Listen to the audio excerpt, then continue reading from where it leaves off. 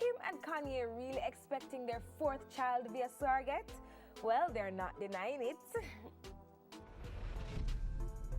The 3 policemen who babysat for a mother while she was at the hospital with another child. Big up to them. Good job, officers. Ooh. It would have been nice to start out the year crime-free, but unfortunately not. 3 murders were recorded in August town as the year kicked off. Let's just live good and stop the crime now. So Cardi says she and Offset are not back together, but they had a little fling while in Puerto Rico. Who knows what's going to happen when it comes on to Cardi? I mean, and finally holding though.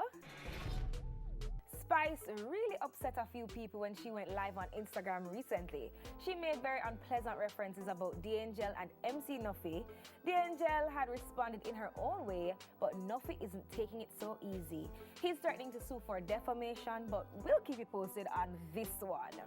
That's it for the Intense 5. We always want to hear from you. So if there's anything you want to make the list, hit us up on IG and Facebook at TV